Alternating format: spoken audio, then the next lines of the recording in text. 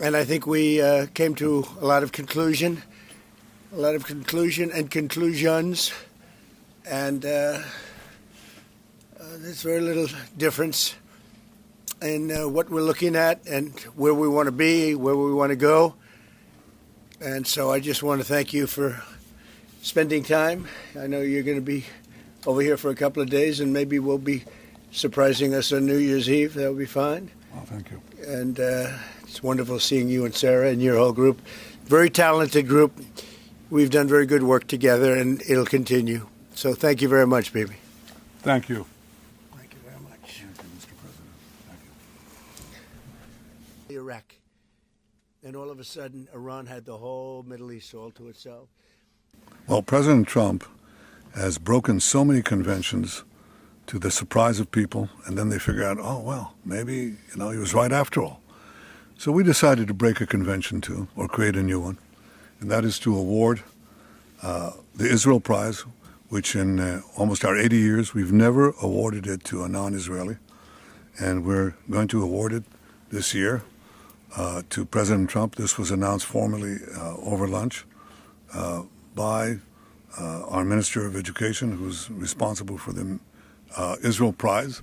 It's going to be awarded to President Donald J. Trump for his tremendous contributions to Israel and the Jewish people.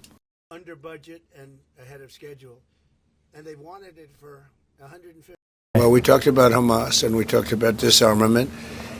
And they're going to be given a very short period of time to disarm. And we'll see how that works out. Steve Witkoff and Jared Kushner will be in charge of that from our side. But if they don't disarm, as they agreed to do, they agreed to it, and then they'll be held to pay for them. And we don't want that. We're not looking for that. But they have to disarm within a fairly short period of time. He said $4 billion more. It's going to end up costing more than $4 billion. $4 billion. Well, we have had a discussion, big discussion, for a long time on the West Bank. And I wouldn't say we agree on the West Bank 100%, but we will come to a conclusion on the West Bank. If I could ask, what is the disagreement? Well, I don't want to do that. It'll be announced at an appropriate time. But he will do the right thing. I know that. I know him very well. He will do the right thing in the Middle East. It was a mistake. When they wiped out Iraq and Iran were bound. Well, I know President Erdogan very well. And as you all know, he's a very good friend of mine. And I believe that, and I do respect him, and Bibi respects him, and they're not going to have a problem. They're not going to have a problem. I know him very well. And you've seen me do things with President Erdogan and Turkey that nobody else could have done.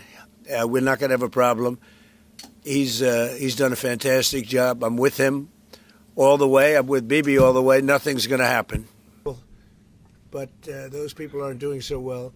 Saudi Arabia's been. Well, I'm not concerned about anything that Israel's doing. I'm concerned about what other people are doing or maybe aren't doing. But I'm not concerned. They've lived up to the plan. They're strong. They're solid. And sometimes they don't understand when somebody violates something that you want to give them a second chance. Well, we'll give them a couple of second chances. But no, Israel's lived up to the plan 100%. Ahead of you is to pick a new chairman for the Fed. Yeah. You've said that you have